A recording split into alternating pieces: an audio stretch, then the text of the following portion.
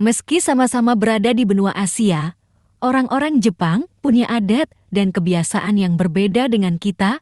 Apa yang menurut kita biasa, bisa aja dianggap gak sopan sama mereka.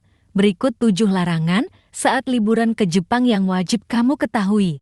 1. Menancapkan sumpit di atas nasi.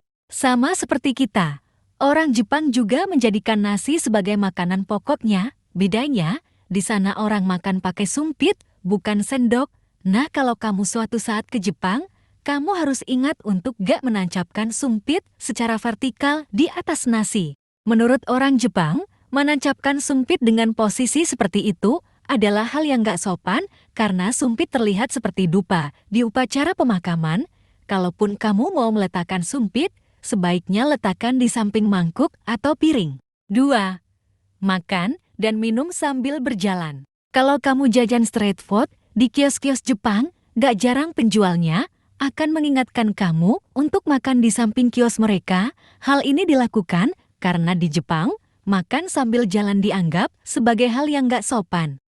Alasan lain untuk gak melakukan ini karena orang Jepang terbiasa melakukan satu hal dalam satu waktu, termasuk untuk urusan makan. 3. Memakai sepatu di dalam rumah. Jika suatu saat kamu mendapat kesempatan diundang makan malam di rumah orang Jepang, pastikan kamu selalu melepas sepatu di genkan atau pintu masuk. Bukan rahasia lagi kalau orang Jepang adalah pencinta kebersihan. Mereka selalu memastikan segala hal tertata dengan baik dan rumah dalam keadaan bersih. Masuk ke dalam rumah dengan sepatu sama saja dengan gak menghargai tuan rumah. 4.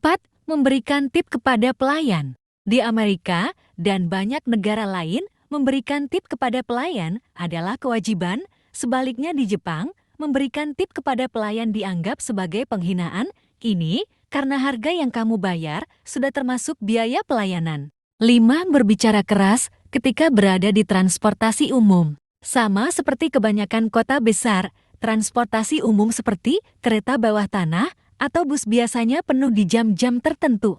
Meski penuh, kamu bakalan kaget karena kereta di Jepang sangat hening. Gak ada tuh orang yang nelpon atau ngobrol dengan suara keras. 6. Nggak membersihkan diri sebelum berendam. Salah satu cara paling favorit orang Jepang adalah berendam di onsen atau kolam air hangat.